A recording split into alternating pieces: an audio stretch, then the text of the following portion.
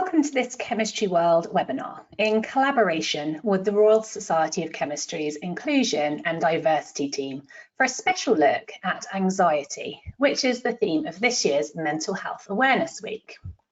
I'm Natalie Starkey, Chemistry World's science media producer, and I'm here for the next hour to take a closer look at this subject. Today we have British Sign Language interpretation provided by Gemma Mazza.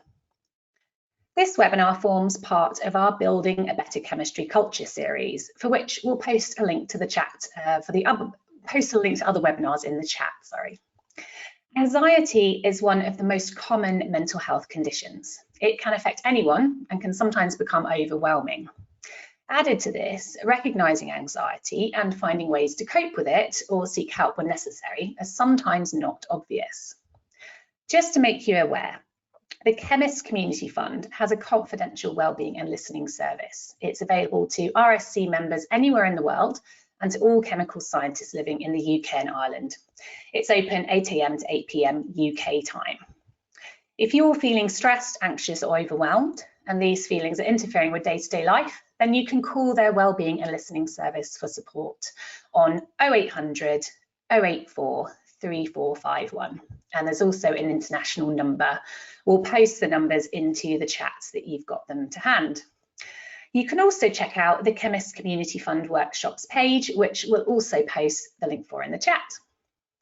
Now, we're here to learn more about anxiety, and our invited speakers today cover a wide range of experiences.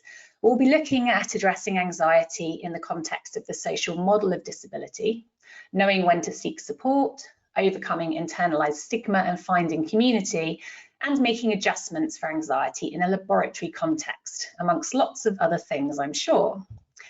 Now, this session is interactive, allowing you to ask questions about any aspects of what's covered.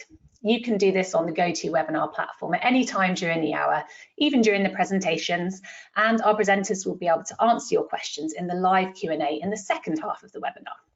We also have some people watching on Facebook, so please use the comments there if you have a question. For GoToWebinar, as a quick explainer, there's usually a panel down one side of the screen, although this might be different depending on which platform you're using, especially if you've joined us via a tablet or a phone. Now, somewhere on that panel, there's a questions box, so feel free to pop your questions in there at any time. And just to let you know, a link of the recording of this webinar will be sent out to everyone who registered. So don't worry if you miss anything, as you can go back and watch again. Now, I'm very happy to welcome our three guests. So if you'd like to turn on your cameras, Thor, Kirsty and Debbie. Very speedy there, thank you very much. I'm going to introduce each of you and then we're going to go on to your presentations before we start with the Q&A. So I'm going to start with Thor. Thor A. Rain is a health activist, pain and fatigue specialist and social entrepreneur. For over a decade, Thor has helped thousands of people manage and improve their physical, mental and social health. Thor set up a social enterprise in 2015 to help others. It's called the Helpful Clinic. The clinic's social mission is to improve people's health and well-being by increasing health and emotional literacy through consultations and projects like the First Aid for Feelings manual. We also have Kirsty Ross, who's a microbiologist by training and has extensive experience working across 3 of Scotland's higher education institutions in the field of public engagement with research. Her engagement strategy focuses on industrial and third sector organisations, as well as underrepresented groups and audiences with low STEM capital. And we have Debbie Wilson, who's Deputy Associate Principal of Online Learning and Teaching at the University of Strathclyde. She has held an academic post for over 30 years, and while initially researching in organometallic chemistry, her current interests lie in the areas of student transitions and mental health, education for sustainability, the enhancement of student employability skills, and the use of technology. So lots of different things. So as you'll see, we have quite the lineup of experience today, and I'm really looking forward to hearing from all of them. Now we're going to be starting with Thor today. So if Kirsty and Debbie would like to turn off their cameras for now, and welcome Thor. Thank you so much for joining us today. We're actually going to start with a poll. So if Chris behind the scenes can bring up our first poll question, I think it's our only poll today. The question that Thor would like to ask you all is, how confident do you feel about recognizing signs of anxiety? And you have three options. You've got very confident, if you feel like you know how to recognise it. You've got somewhat confident, or you might not be confident at all. Now, you can click on the screen. If you're watching on Facebook, I'm afraid you can't join in this poll, but maybe you could put your answers into the comments box. But yes, if you're watching on GoToWebinar, you can click one of those options, but you don't have to click any at all if you just want to see what everyone else has to say. I'm going to give you about a minute just to have a think about that answer. I can see already quite a lot of you are sort of in the middle there, which is, I think, probably where I would be as well. Right, I think everyone's had a chance. We've got over 70% of you have had a go at answering the question. So we'll stop the poll there. And Chris, if you could bring up the results, please. There we go. And I'm going to actually hand over to Thor now. It shows that 66% of people are somewhat confident. I don't know if that's a surprise to you, but I will hand over to you now and you can start your presentation and probably discuss the answers to that poll. So hello everybody, thank you for having me. So thank you so much for participating in the poll. It's really helpful to see, and I think the statistics show, maybe surprising to some people, but actually to me that really confirms the focus of what I'm going to be talking about today. So first of all, just to say hi, I sort of specialize in first aid for feelings as well as sort of pain and fatigue, which is about helping you feel better across those kind of three dimensions of physical, mental, and social health. So what I'll be talking about today is, first of all, the poll, which is kind of like, where are you now? I always like to start with a bit of baseline. Let's get a bit of a reference. We'll then talk about what is anxiety, and then how do you know when you're feeling anxious, and do you know that? Talk about what drives anxiety. We talk about sort of signals or signs, and then a technique, a brief technique to help you start to learn something that you can address and take away from today's webinar. And then what I want to bring in is common anxiety amplifying factors, because we often think that anxiety is all kind of in the mind, which of course it is, but there are physical and social factors to it as well that I want to bring in today. So let's start with what is anxiety. And what I noticed that 14% of you were not confident at all. And I think it's really important to recognize that that's actually not unusual. The statistic is showing that roughly about 10–15% of the population struggles to name and describe feelings, including anxiety. So anxiety, this is the NHS definition, is a feeling of unease, like worry or fear, and it's a spectrum. It can go from mild to severe, and that's not just within certain people. I think all of us can go across that spectrum of mild to severe, depending on what's going on. And like the NHS says, we all have that feeling at some point in our lives. And that could often be event related, like exams or tests or job interview or something that's happening in your life. But it could also be an indicator of other things going on, like your physical health. So that's something that can be helpful to bear in mind. But the reason I'm so interested in the poll results that you brought in is that actually there is a condition called alexithymia, and very few people know of this condition. And it's the technical term for the phenomenon where you struggle to identify or describe the feelings you experience. So the 14% of people who were saying they don't feel confident at all, I don't know if it feels helpful to you or not, but actually you are statistically correlating to what the research is showing.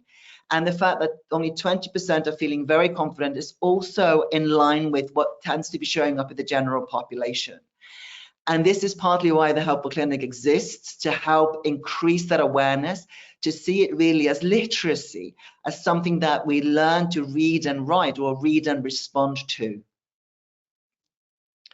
So I want to talk about signs. How do we identify what is anxiety in the three dimensions? So I always work in the biopsychosocial model, or which is the physical mental. So that's biology, psychology, and social context. It's a model that was developed, a few decades ago by a guy called Engels. He's a really cool dude. And I like the fact that it's looking at ourselves in that 3D perspective and seeing anxiety not just as a mental health aspect, but actually it goes across all the dimensions. So I've put here together some signs that anxiety is happening. So like tunnel vision, where you struggle to see what's on the periphery. Your heart is working harder, your breathing goes shaky or fast, or you struggle to you're holding your breath.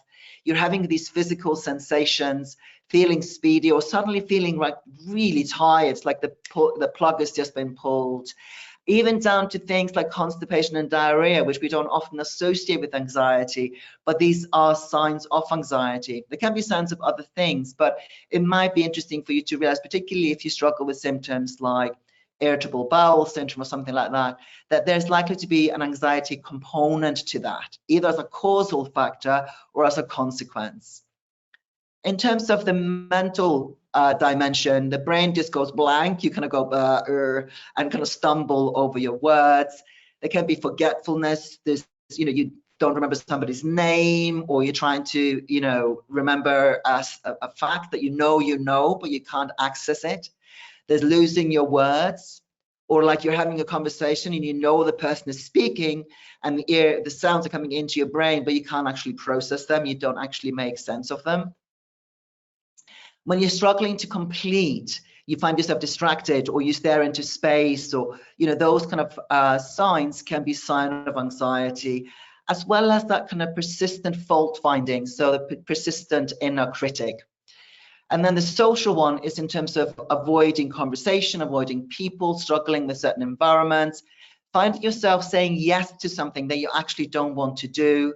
Or if you find yourself always in the kitchen or behind a camera or something, you're using sort of food, drink, or activity to function in social spaces. So these are just signs that there's likely to be anxiety going on for you. Then looking at the technique. So first aid for feelings follows the medical first aid. Medical first aid is airways, breathing, and circulation. So first aid for feelings follows that ABC in terms of awareness, breath and body, and choice. So being able to go check in with yourself and become aware, what am I thinking, feeling, and doing? Then coming to your breath, and you probably know a lot more about chemistry than I do, and some of you might know biochemistry, but you will know that the way we regulate our breathing directly affects the biochemistry in our body, and we can manually intervene into the sort of adrenal stress response by shifting our breathing, at least to some extent. And then when we've done that and sort of checked in with our body, coming to choice and checking whatever I'm thinking, feeling, and doing, is it helpful? Is it proportionate? Is it appropriate? And what might be more helpful? So this is a brief insight into the technique. There are other ways. This is a course I have, and I realized I haven't shared with Natalie and the team the link to the course, so I'll include that as well. There's a way you can learn this technique. Then I want to look at anxiety amplifying factors, because often the primary thing is on beliefs, but actually there's a lot more that can be driving your anxiety. And also within overwhelm, which is a very common experience, there can be skills in your skill set, particularly if you're new to the lab, or you're doing a postdoc, or you're new to an industry. There's so many different skills to bring in, and also context. We can talk about that in the Q&A. Imposter syndrome is something I work with a lot, particularly people in academia. Trauma and PTSD absolutely will be amplifying anxiety going on for you, but also things like pain and fatigue. Having a point of difference, neurodiversity, whether that's ADHD, autism, dyslexia, dyscalculia, all of these factors, having a point of difference, making you different from sort of the general population, will be anxiety inducing, at least to some extent. And that applies to sexuality, gender, ethnicity, age, religion, disability. There are so many aspects there that can be amplifying anxiety. And then also hormonal issues, whether that's testosterone, estrogen, thyroid. There can be real physical issues driving anxiety as well. Untreated infections or biochemical issues like interstitial cystitis or something, UTIs or other things can be driving anxiety. And then finally, food and diet. Most of us are familiar with caffeine and sugar driving up anxiety, but there are lots of other things that can be affecting your anxiety that's happening on the level of food or how you eat your food. So those are areas to get curious about. I always talk about Sherlocking, when we kind of get our Sherlock on and follow the clues in terms of what is easing or what is amplifying my anxiety. And then just to kind of sum up what we've kind of looked at, first of all was the poll, kind of where were you when we started, and those kind of 14% that we really didn't feel confident at all. I hope you're feeling a bit more confident now, at least in terms of some of the signs to look for. And then for those of you who are somewhat confident, hopefully you've got a bit of steer there. You might be able to take on the kind of ABC, first aid for feelings. And then for those of you who are more, to add in, for those of you who are feeling quite confident, really bringing in the physical and the social component of how you can kind of upskill the way you respond to your anxiety. So I think that's it for me. I just want to show the last slide here. So there are some blogs that I can refer you to, and I know they're putting it in the chat. But then also on Instagram, we've got some definitions of things that can be helpful to bear in mind in terms of sort of anxiety amplifying factors and what you can do to help yourself. So I think that's it from me. Going back to Natalie. Thank you so much, Thor. That's incredibly useful. I feel like we probably need you for an hour just to go through all these things in more detail, but this is a really good starter for people, and we are going to share those links. And if you've got another link for your workshop or whatever, please do share that with the team, and we'll get that shared as well. I love the Sherlocking term. That's brilliant. And I'm definitely much more curious about all of these things. I had no idea all of those symptoms, if we call them that, were related. It's amazing, isn't it? So I think this hopefully is going to be really helpful to people. Brilliant, thank you. I think just seeing the crocodiling thing, just to remind people that the oldest part of our brain, where we tend to operate from when we're feeling anxious, is near enough neurologically the same as a crocodile's, which is where I talk about when we crocodile as a verb or as a gerund, where we're snapping or we're reacting. It's such a primal, hardwired response that we can give ourselves a really hard time for it, but it's totally human. It's not me or you specific. It's all of us that do that. That's really good to know. So thank you so much. We're going to move over to Kirsty now. So if Kirsty wants to turn on her camera, brilliant, thank you. And we're going to give you control of your slide. You've done some webinars with the Royal Society of Chemistry before, and hence why we've invited you back, because we think you're fantastic. So no pressure, but I'll let you take it away. Thank you. No pressure at all. And again, thank you very much for having me. I really appreciate the opportunity. So for this, the next sort of 10 minutes or so, I'm going to take you on a little whistle-stop tour through my career and talk about some personal impacts that anxiety has had on me personally, obviously. So my name's Dr. Kirsty Ross. That's me on my slides. You might be able to tell from the accent, I'm not originally from Scotland. I started pretty much as far as you can go down the other end before you drop off in a little place called Havant. I did my undergraduate at the University of Edinburgh. I then went to the West and went to the University of Glasgow for my PhD, funded by the BBSRC and the Bill and Melinda Gates Foundation for a small postdoc. And then moved over to the University of Strathclyde, which is also in Glasgow, studying a postdoc on arthritis research and the impact of mast cells. And then at that point, I discovered I was having far more fun doing sort of public engagement with research than I was actually doing stuff in the lab, which led to about 8 years or so working at the University of Strathclyde and the University of St Andrews, working with a CDT in optical medical imaging called Optima, working on a engagement project called Cell Block Science, where I used to take researchers into prison and do informal STEM education in prison, supporting the whole of the University of St Andrews with their public engagement practice, etc., etc. And then at the moment, I currently have 3 jobs. I am the Industrial Liaison Officer for the School of Computer Science at St Andrews. So if anyone's anywhere connected to computer science, give me a shout. I'm also the Explorathon Project Manager, which is Scotland's contribution to European Researchers Night. Again, anyone interested in public engagement, again, give me a shout. I'm also a Knowledge Exchange Associate at the University of Strathclyde with a project called DISI, which is all about diversity in science towards social inclusion. So far, so straightforward. You know, that's a fairly typical career sort of talk that you might give in schools. Not that straightforward. What stories like that tend to hide are, so those look lovely and smooth, you know, you move from one to the next, blah, blah, blah, blah, blah. What it hides is the fact that I was the first in my family to pretty much do everything beyond GCSEs. I'm the first in my family to go to university, first in my family to have a professional career. So I was homesick for a large chunk of my undergraduate degree. My experience at Glasgow, there was instances of bullying, self-harm, significant levels of depression, physical ill health in the form of anemia, because I was putting myself under so much pressure to generate data in the lab that I became anemic, which led to mistakes. I was unemployed. That little arrow there is 2 months worth of unemployment, of not having a job. And annoyingly, that's right in the middle of when the census was done in 2011. And I had a job at that point, but at the time I had to declare that I was unemployed. Really annoyed. My postdoc at Strathclyde, I was a solo postdoc. I was responsible for everything in the lab. I had issues. I became pregnant partway through my postdoc and was on maternity leave. I came back from maternity leave to a redundancy notice. So that's not stressful at all.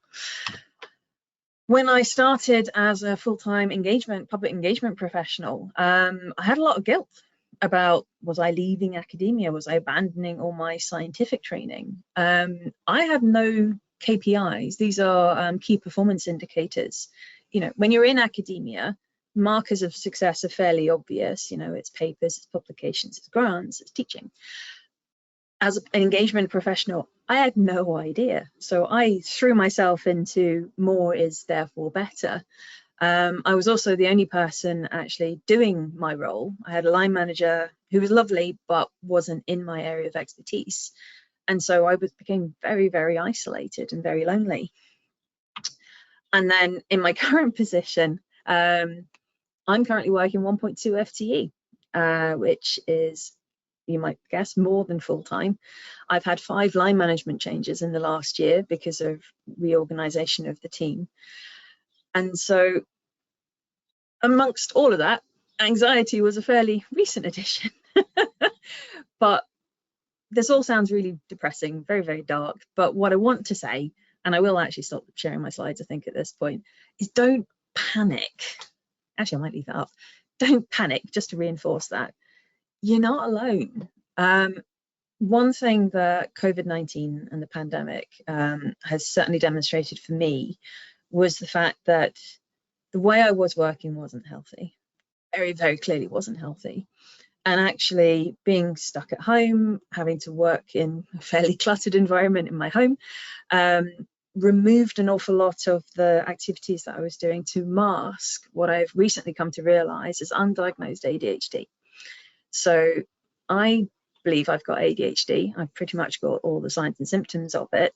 And unfortunately, if you happen to identify as female, you are far less likely to get identified early because your symptoms are very unlikely to be socially disruptive. They're not likely to, you're not likely to be running around the classroom causing havoc. You might be running around inside your head and your thoughts will be going 90 miles a minute thinking about all these different things, or you could be daydreaming, but that doesn't disrupt a class, so it doesn't get picked up on. And so COVID-19 completely stripped away all of the things that I've been using up until that point to hide the fact that I was different, that I'm just wired differently. And I found my tribe online. I found my tribe through social media. And you're seeing an awful lot of people saying, oh, it's an epidemic, you know, why are these people, you know, self-diagnosing? And self-diagnosis is completely fine. And it's simply the fact that we've got literally thousands of people who have been left to struggle to feel like, I'm not good enough. Why can't I, you know, put the laundry on when it needs to go on? Why can't I empty the bins? Why can't I adult properly? And it's not you, it's not your fault. That's one thing I'm hoping people can take away from this little section of the webinar is it's not your fault that you're different. You know, there are things that you can ask for, quite reasonable adjustments that you can ask for to make your life easier, to make it better. Simply realizing that I probably have ADHD has massively, for example, decreased my depression and anxiety, because up until last couple of years, I thought I was broken. I thought that something was wrong with me. I wasn't good enough to succeed in academia or to succeed at whatever I'm doing, despite the fact from an external perspective, I'm pretty successful in my career so far, touch wood. I never felt that. I never ever felt that, and I still to some extent don't feel that. But I am finding now that there are hacks, there are things that you can do to make your life easier, to work around barriers. So one of the barriers that I find is executive dysfunction. I find it really hard to get started on something because I don't know where to start. So outsourcing some of that, or asking people to provide deadlines, even if they're that full well that they're flexible deadlines, just having a deadline to aim for means you can work back and you can plan your work more effectively, or what you're doing.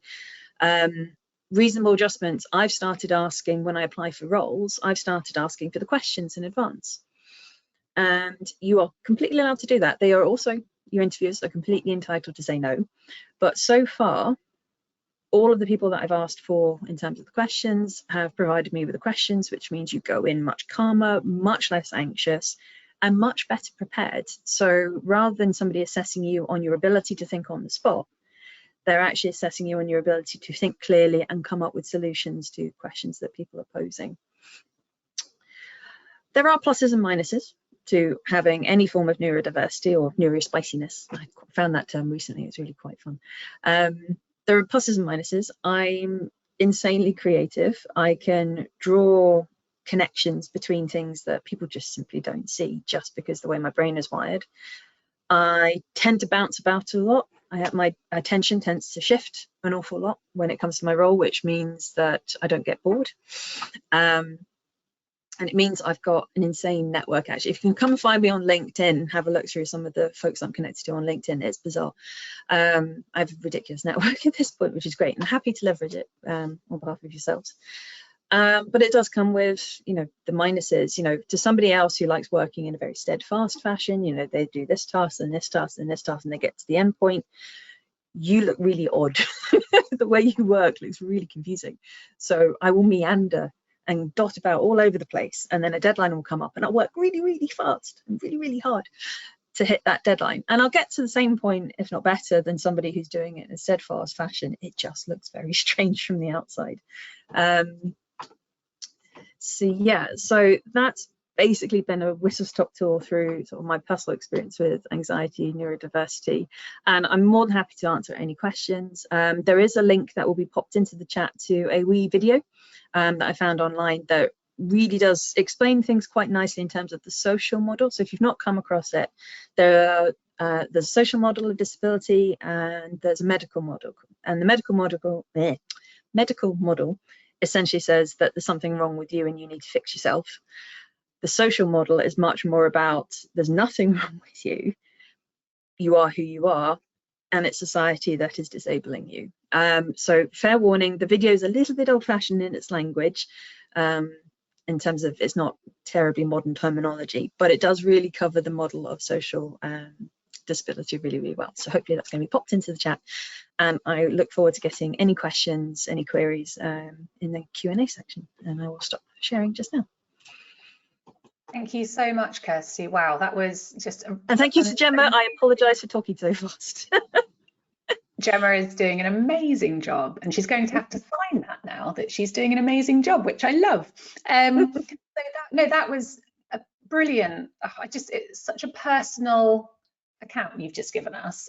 So thank you for that. But also, it's really interesting because if we looked at your CV, the original slides you showed, it looks very linear, it looks, very straightforward, and everyone would think, oh, she didn't have any problems along the way. So actually hearing all those bits that happened in between, which is probably very common in everyone's careers, it's just we don't talk about that very often. So actually hearing that is amazing. I think, many of us, particularly in academia, I've got a career in academia behind me, and we've all struggled along the way, and particularly those stresses of short-term contracts and working with different people. There's a lot of changes of management, as you've said. It's a very stressful environment with publications and all that pressure. it's good to recognise that, and I think, you know, we're talking about that now, and it's what's needed. Do you feel like it didn't happen when you were earlier in your career? Do you feel like people didn't talk about this? Because I don't remember people talking about anxiety and all these problems. I didn't hear about imposter syndrome until I was in my postdoc. I don't know when when you really I knew about imposter syndrome very early on, because I experienced it myself, obviously. It wasn't as visible. It wasn't, not so many people were talking about it. Fewer people were, I think, were being explicit about it. And the part of the reason that I am explicit about it is that if I share my story, other people, it might resonate with people, and people might feel a little bit more confident to maybe ask for the things that they need that would help them. I mean, I'm constantly sort of nipped at by the question of, if my ADHD had been diagnosed earlier, I could have escaped 20 years of anxiety and depression. You know, it makes me wonder, what could I have achieved if that was recognized? I was a data generating machine in the lab. I just couldn't write it up. I just couldn't turn data into papers. And I really struggled with that. And if I'd had that support there, what could I have done? And it makes you wonder just how much is being lost because these things aren't being addressed and people aren't getting the help that they deserve and that they need. Completely. No, I very much agree with that. Well, look, we're going to have time for questions from the audience at the end, and so I welcome you back on screen then. And please do send in questions for any of our speakers. And you know, as you've seen, we're going to have an amazing conversation with all of them. But I want to welcome our final speaker onto the screen, and that's Debbie Willison. And she's going to be talking about anxiety in a laboratory context. So we're looking at a study that she's been doing into the undergraduate laboratory, and which is going to be a very interesting look, because we've just spoken, you know, Kirsty was very happy in the lab. Some people, it's a different environment for them, and understanding what those what drives people's anxiety in the lab. This is a really great study. So I'm going to hand over to you, Debbie. We can see your slides, so I'll let you take it away. Thank you. Thanks, Natalie, and thanks, Thor and Kirsty. What you've said has really been very thought-provoking. So I'm delighted to be with you this morning to share some details of a study myself and my colleagues listed here have been working on. We've been really interested in looking at the effect of diagnosed or self-diagnosed anxiety on our first-year students' lab anxiety and self-efficacy. There were a number of drivers for our project. The Equality Act from 2010 describes a disability as a physical or mental impairment. A recent study from the Royal Society indicated that the percentage of students with a disability is rising year on year. And in addition, others have established that the onset of COVID increased the numbers of students at risk of encountering difficulties with their mental health. And that information encouraged us to successfully apply to the RSC's Diversity and Inclusion Fund back in July 2021. A major cause of anxiety for students with disabilities in chemistry degree programmes is around the practical work they carry out in labs. And this is often due to a lack of confidence or self-belief. We wanted to establish if anxiety is a disability in our students, and to explore the challenges faced by these students in a lab environment. The primary goal of our research was to identify if students that have been diagnosed or self-diagnosed with anxiety experience the transition into first-year chemistry labs differently from those that don't have that diagnosis. And answering this question and interrogating the reasons might highlight opportunities for us and others to modify the lab experience to better accommodate anxious students and, by implication, students more generally, and support their transition into university. So the following questions informed our work. What's the relationship between lab anxiety and lab self-efficacy in anxious and non-anxious groups of students? Are the aspects of lab work which students with anxiety most anxious about different to those of non-anxious students? Are the aspects of lab work which students with anxiety have least self-efficacy different to those of non-anxious students? And what changes occur between the start and end of the academic year in terms of anxiety and self-efficacy in both groups. The test instrument that we used was a questionnaire which had been validated in a previous study.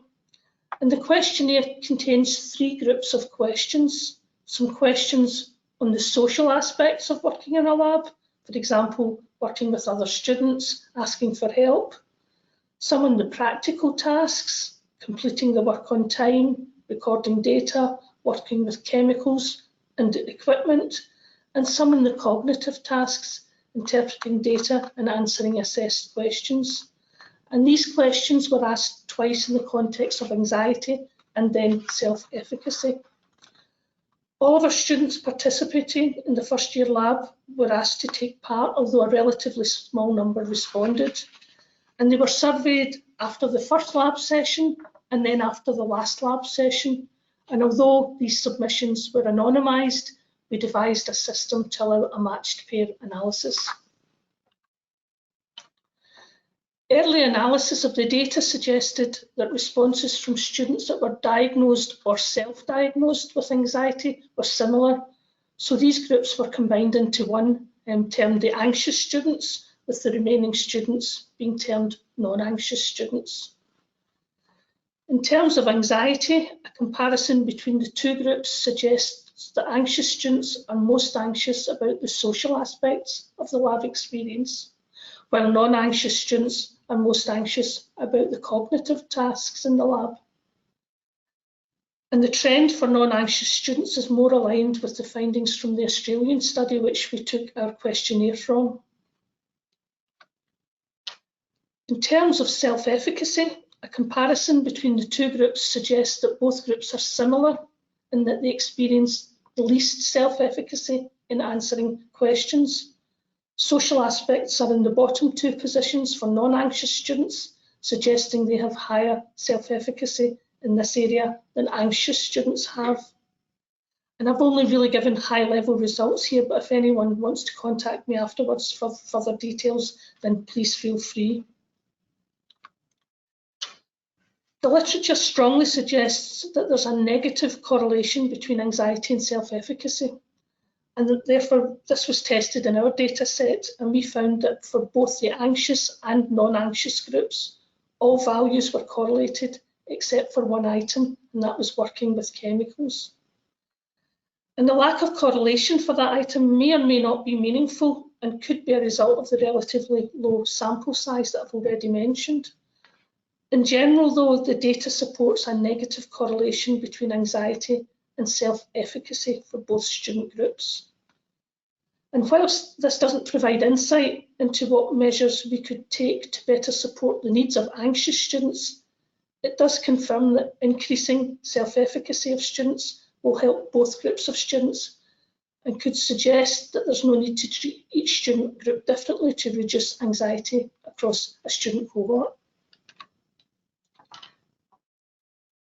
To try to understand if students' perception had changed over an academic year, a comparison of students' pre-lab and post-lab responses was undertaken. This showed only one positive significant difference associated with asking a teacher or demonstrator for help for the anxious student group, whereas there were 2 positive significant differences for the non-anxious students, which were working with other students and answering assessed questions. We might have expected all responses to change in a positive way over time, but they didn't. We did send out the second questionnaire immediately as the lab's finished though, and perhaps we should have given students more time to reflect on their experiences. 2 of these responses are social aspects, and getting the chance to practice over time, you might expect them to improve. It's interesting to see a positive difference for answering questions for the non-anxious group too. And maybe practicing answering questions has helped, and that's why there's a positive difference here. Whereas cognitive tasks might remain challenging because in the lab every experiment is different. But clearly there's more work for us to do. This was a pilot study, and our early conclusions show that broadly self-efficacy and anxiety are correlated across both anxious and non-anxious students. And if we want to help to reduce anxiety, we should continue to improve self-efficacy. We believe that's something we should be doing anyway, but it's good to have some evidence that this holds true for the anxious group. As I've already said, anxious students seem to be most anxious and least efficacious around social aspects in the lab. And one possible way to address this could be to prepare a list of questions which come up frequently so that students know it's okay to ask these specific questions. We recognised there were some limitations to our study. It was conducted on a relatively small scale. However, it has been large enough to observe some differences between anxious and non-anxious students. We were conscious, however, that this was what was carried out just as we came out of COVID. And in Scotland, we were slower in that respect than England due to the Scottish Government restrictions. And perhaps our findings will be less pronounced in future years. We didn't see any major change between the start and end of first year. Do we need to build in that reflective period that I mentioned previously? However, we feel that we've got enough evidence to move towards a larger study. So I'll finish by acknowledging my colleagues who were also part of the project, Egyptia, Fraser and Patrick, the RSC who provided the funding to allow the work to take place, and of course yourselves for your attention. Thanks very much. Thank you, Debbie. That's a brilliant study. I'm really excited that you're looking to expand this, because I think, you know, there's lots of unanswered questions as usual with any research project, and you know, getting a bigger sample size is going to hopefully help with that. And I think, you know, it is complicated, isn't it? With the pandemic, we know that there was a lot of anxiety around anyway, with everything that was going on, and also being able to get into the lab might have been hard. You know, I've worked with schools previously, and during the pandemic, obviously, the students weren't doing any lab work in schools. So they've missed out, particularly in those years, they've missed out a huge chunk of, you know, practical time in the lab. And then they've gone into university and they have to be in a much bigger lab setting, and it's completely different. And they've not really had that experience leading up to it. So I imagine that's going to be really hard, because it's a very different setting to at school, isn't it? And you're doing a lot more practical time. And I imagine that is very hard for them. So I'm hoping, you know, hopefully schools now are getting back to normal and there's more lab time, but I feel there's still never enough, is there, in the school program, which it's a big leap then to university. So that's super interesting. I think we've got your email address on screen now. So if anyone wants to follow up with you or wants to be involved in any future bits of this study or wants to learn a bit more, then please do get in contact with Debbie, and I'm sure they'll be able to share more information about the study. So I'm going to ask the other two speakers, Thor and Kirsty, to turn their cameras back on now.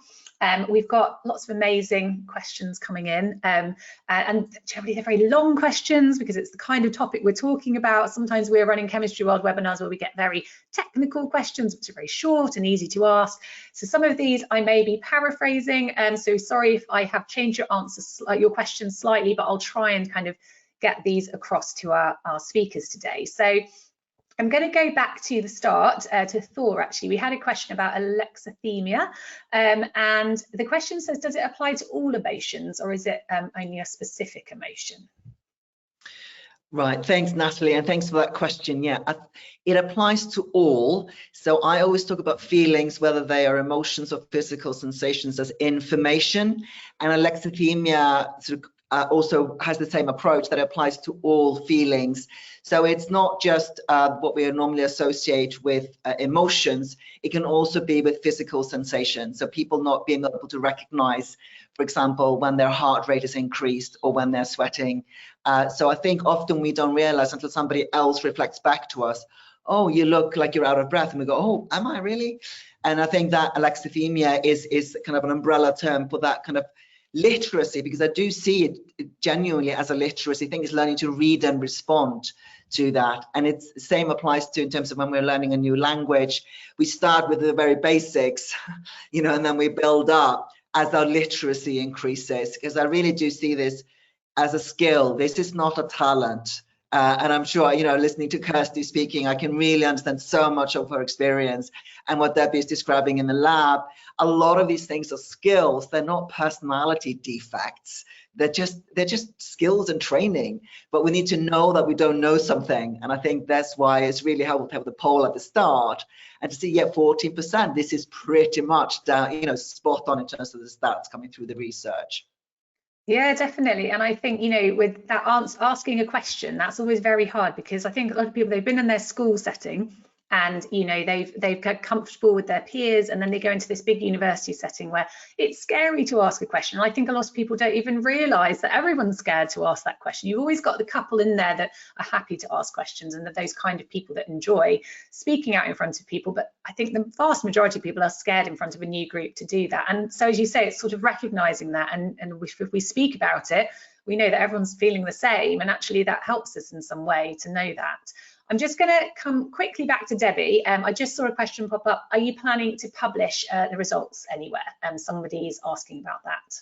Yes, we are, and we're working on a paper just now, so it's almost ready to be submitted. But we are planning to publish. There is also work coming out of the University of Sheffield, and we're collaborating with a colleague there, Jenny Burnham, who has done a similar piece of work, but more around the anxiety side rather than the self-efficacy side. And we're planning, once we've published separately, to start on a project together. So please, if there's anyone on this call today that's interested in expressing interest in being involved in that, we'd be absolutely delighted to hear from you. Okay, thank you very much. And then just to clarify one point, Claire is asking that they're not sure exactly what self-efficacy means in the context of the research with the first-year students. Are you able to just clarify that so that everyone's... So self-efficacy is about the students' perception of how well they handle a particular task. So it's how well they feel they do that particular activity. So building up self-efficacy means that they feel that they're doing things well. Okay, hopefully that has clarified that. So I'll go on to a question for Kirsty. It's basically around, do you, let me try and phrase this another way. Do you feel like that you get anxiety in sharing your feelings and thoughts with colleagues, sharing your thoughts about your anxiety with friends and colleagues? To basically talking about anxiety give you anxiety, or is it helpful in some way? I still get anxious about presenting. I was quite anxious before this webinar, actually, but it's not debilitating in the same way that perhaps it used to be. I used to get an awful lot of physical symptoms, so a lot of things that Thor mentioned, I got an awful lot of the physical symptoms as opposed to necessarily the sort of mental or emotional ones. Talking about it with others, I actually find really helpful. It doesn't trigger my anxiety talking about it, on the basis that if I can help explicit, this is the thing, universities have an awful lot of intrinsic knowledge associated with them. You know, you're just assumed that you will know these things about how universities work and how work works and everything. And it shouldn't be intrinsic, it should be explicit, because not everybody knows those things. So by explicitly saying how anxiety affects me, how my ADHD affects me, verbalizing it, means that people can see my point of, you know, see where I'm coming from, see my point of view, and potentially help come up with solutions or be a little bit more patient with me if I'm freaking out. And it helps my relationships. It helps my personal relationships massively if I'm transparent about it. And, you know, and I think that helps.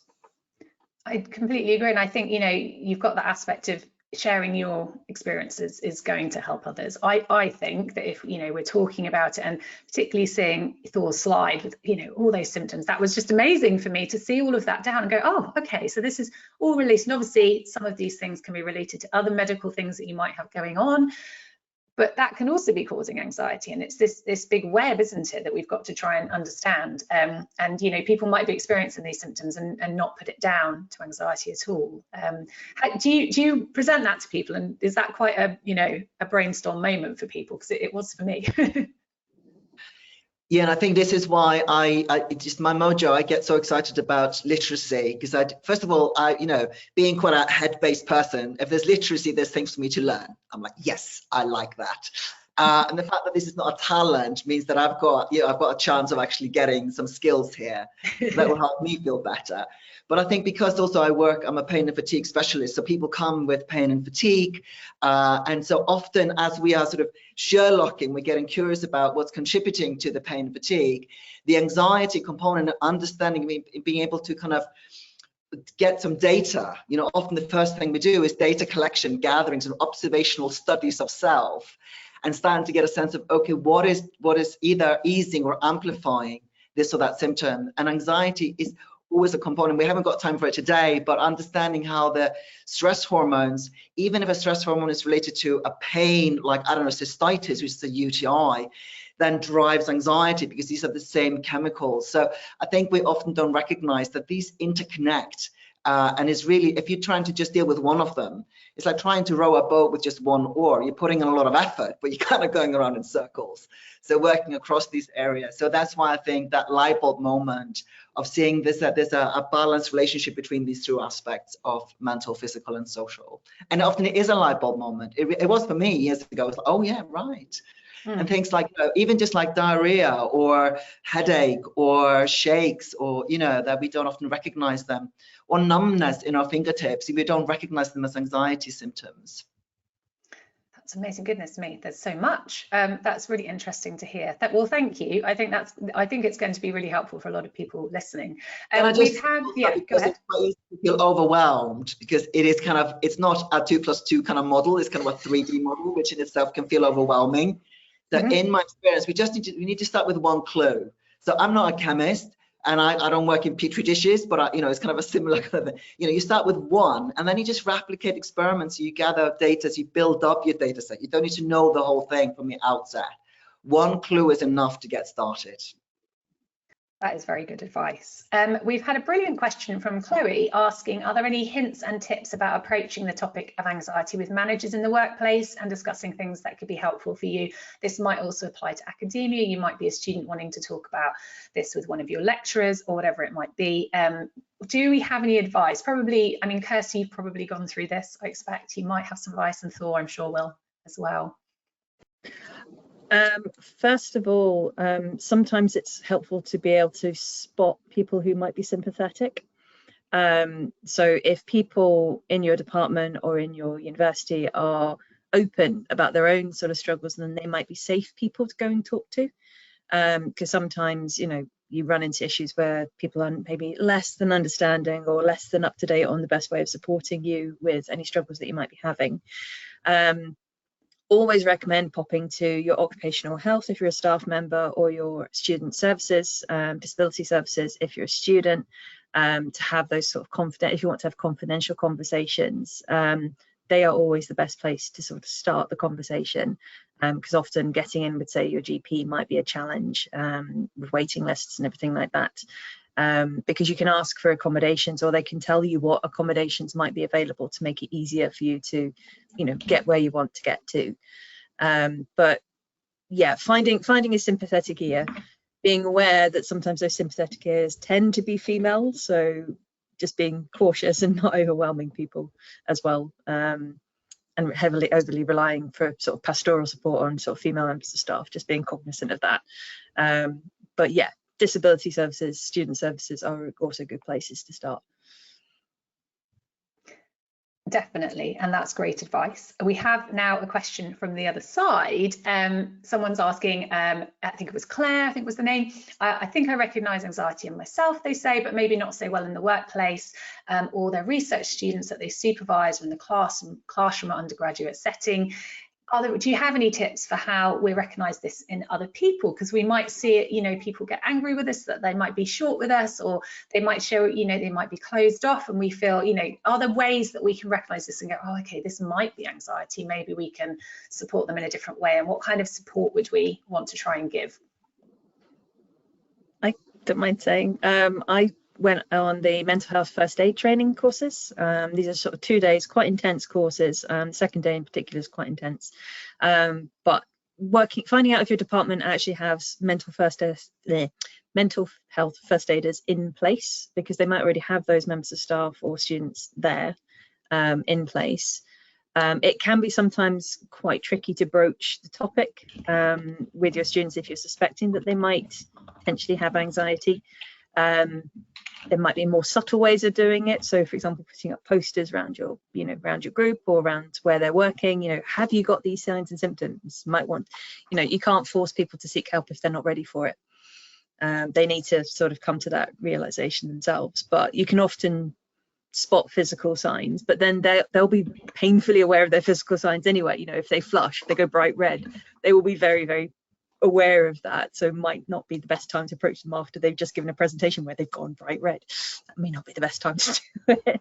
But so finding an occasion where they're not in a high stress situation might be a good place to start. I think Debbie might have more experience of sort of line managing folk, so I could give the line manager's perspective on that one though. Yes, so the work that we've been doing has really been thinking about what we can do to help students from that perspective, but just listening to what you and Thor have been saying today has made me think about it from the other side as well. And within universities, we've got training for things like unconscious bias, for EDI, for gender-based violence, and all of these things are mandatory trainings. But Thor, your first aid for feeling stuff, that ABC, that needs to be shared with colleagues so that they recognise that. Kirsty, you and I have been colleagues for years, and I didn't know your story. So you've hidden that in some ways through your journey. I don't know if I'd had any training, I would have recognised it or not, but I do think it's something that we need to reflect on, and I'll certainly be taking that back into my institution to see what we can do in that area. Yeah, and I'd like to add, I think the ABC, literally like first aid, medical first aid, the ABC really is the first port of call, because without awareness, we can't do anything. So, and I often think the way to spot it is there intensity? I think that's, the quickest shorthand. Is there some intensity going on? If there's intensity going on, it's a good spot to go AB, what am I thinking, feeling, doing? Sort of that entry point. And I know we're coming up to the end, but for me, I've written a blog about this actually called Britain's Greatest Contribution to Psychology, and it's putting the kettle on. I think sometimes just putting the kettle on, it gives a bit of a pattern break, it's an interruption. It takes about 2 minutes for the kettle to boil, depending on your kettle. It just gives that tapping the brakes, because anxiety is all about speed, because it's adrenaline, it's those stress hormones. So anything that taps the brakes of the speed, anything that slows things down a little bit, gives us that breathing space, which gives us access to other parts of our brain, so we're able to access more of our resources, and then get a sense of actually, okay, this might be a panic attack, let's get a medic on board, or a mental health first aider, or this is more of a let's talk it through, or this is like I'll signpost you somewhere else. So I would say the ABC and putting the kettle on is always my go-to. So we need ABCK for the kettle. I completely agree, and I think it's giving you that break to say, let me stop now and just reassess what I'm feeling and how I'm thinking, and that train of thought, and just and we all love a cup of tea. Well, I think we do. I definitely love a cup of tea. Especially if I can have a biscuit with it. Yeah. We've had loads of brilliant questions in, but unfortunately we are at the end of the session now. So if there's any questions that you feel like we haven't had time to address, I've tried to combine questions a little bit to cover as much as we can in the hour. Please do get in contact with our speakers if there's anything you want to follow up on.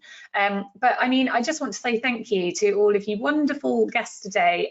Thor, Debbie and Kirsty, you've been brilliant, and I've really enjoyed learning from you all. There's a lot to take home from this, and I'm glad it's now lunchtime. I can go and take a break, put the kettle on, and really think through what we've been talking about. And thank you to the audience for getting involved in this conversation and asking some really fantastic questions to our panel.